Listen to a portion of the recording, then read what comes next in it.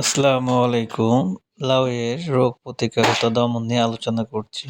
এই যে দেখতে পাচ্ছেন, এটা ছত্রাকের দ্বারা আক্রান্ত এবং ছত্রাক এটাকে যা পচনের পর্যায়ে চলে গেছে। আরেকটি দেখতে পাচ্ছেন, পাতা কোঁকড়ায় গেছে। এটা হচ্ছে শোষক পোকা বা জাপ পোকার জন্য। পাতার নিচে সবুজ পোকা থাকে, রস চুষে খায়, এর ফলে পাতা কুঁকড়ে যায়। এটার প্রাথমিক লক্ষণ। আর পাতা যেটা দেখছেন যে ছত্রাকের জন্য লাউয়ের পাতার এক সাইড শুকায় গেছে, এটা হচ্ছে ছত্রাক দ্বারা অ্যাটাক, এটা প্রাথমিক লক্ষণ।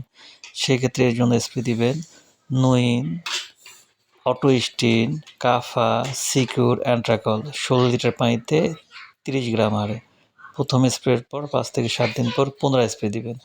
আর পাতা যে কুঁকড়ে যাচ্ছে এর জন্য দিবেন ইমিটাপ, ইটাপ, টিডো, কনফিডর, অ্যাডমেয়ার ১৬ লিটার পানিতে ৬ থেকে ৭ ml। প্রথম স্প্রের পর ৫ থেকে ৭ দিন পর পুনরায়। অবশ্যই চিলেটের জিঙ্ক ১৬ লিটার পানিতে ১০ গ্রাম হারে যোগ করে স্প্রে করবেন। ইনশাআল্লাহ ভালো রেজাল্ট।